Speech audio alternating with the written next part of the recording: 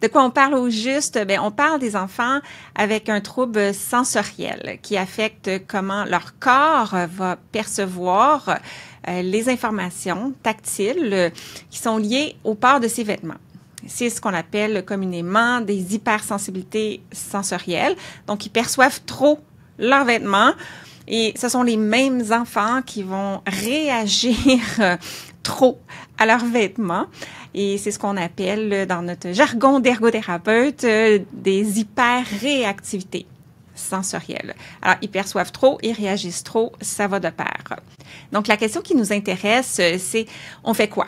Donc, d'une part, est-ce qu'on peut prévenir cette situation-là? Et d'autre part, comment on intervient quand rien ne va plus pour l'enfant, autant à la maison qu'en milieu de garde.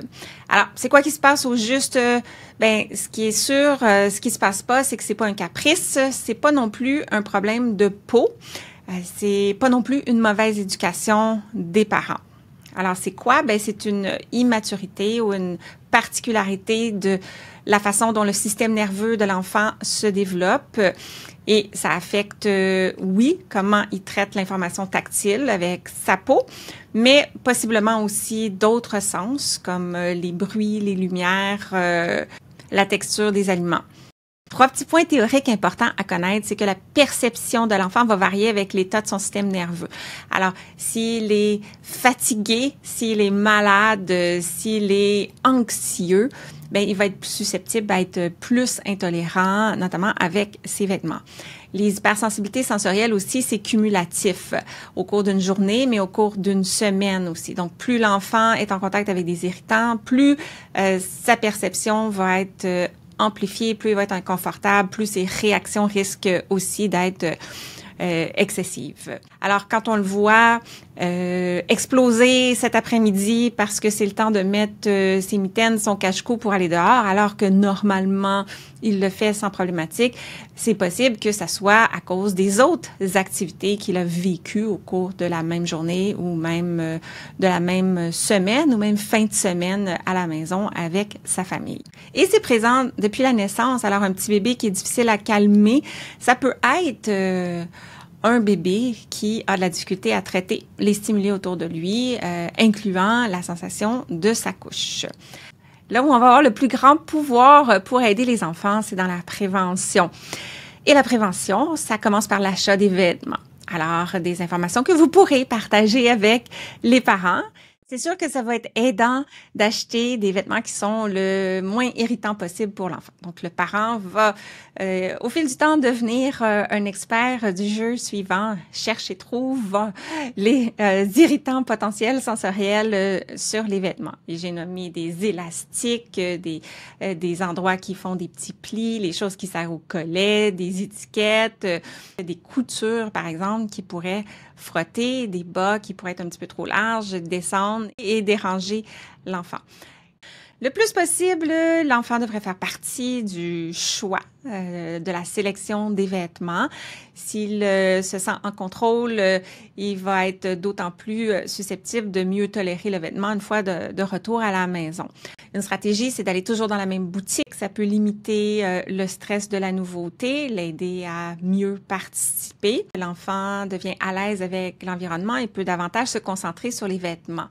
Et ce qu'on veut faire, c'est rassurer les parents aussi que lorsqu'ils auront trouvé que c'est une bonne idée d'acheter plusieurs exemplaires des mêmes vêtements, c'est correct. Si l'enfant est toujours habillé pareil, on le sait, confort avant style, et tout nouveau vêtement devrait être testé à la maison le week-end jusqu'à ce que l'enfant approuve, particulièrement les vêtements d'hiver qu'on peut sortir également 1 ou 2 mois d'avance pour que l'enfant les porte à la maison, s'y habitue avant de se retrouver dans un milieu comme le milieu de garde où il se sent moins en contrôle de dire « je suis pas bien là-dedans ».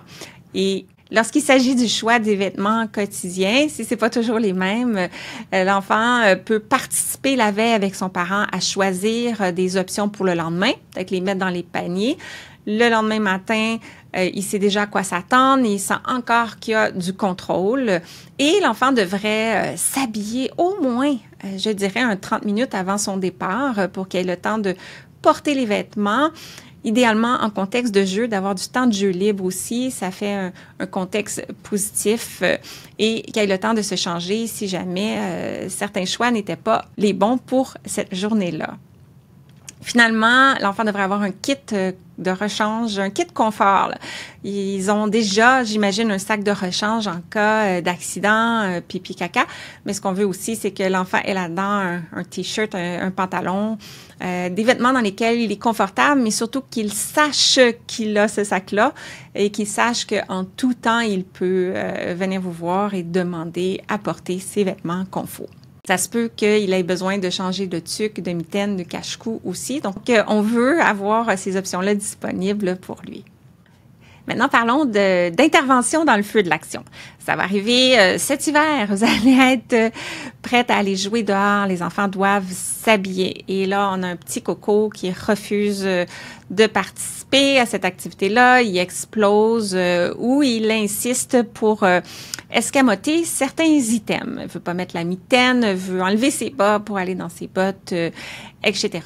Donc, on se rappelle que c'est pas un comportement difficile intentionnel, c'est pas un caprice. Cet enfant-là est anxieux de ce qui s'en vient, d'autant plus que c'est le même enfant qui est sensible avec ses vêtements, qui risque d'être sensible au chaos auditif des jeux extérieurs, à la lumière du soleil qui reflète sur la neige ou même le vent, le froid. Ce sont des stimulations qui peuvent être d'autant plus agressantes pour lui. Donc, il s'oppose pas pour rien.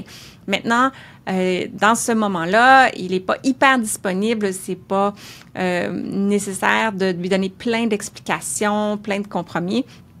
On l'aide à se calmer, on valide, on lui dit qu'on comprend, je le sais que ça pique, mais on le ramène au contexte. Donc, mais il fait froid dehors et il faut le mettre.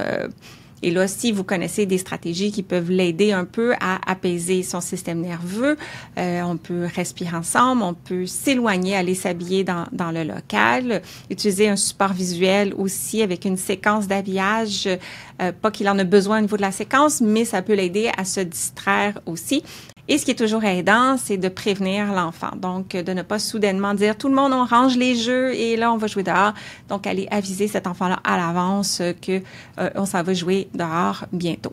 Maintenant, si vous allez dehors plus qu'une fois par jour, ça va être intéressant de parler avec les parents. Si vous pouvez avoir 2 sets de mitaines, 2 cache-cous, deux de tout ce qui peut être mouillé et être plus difficile à porter la deuxième fois.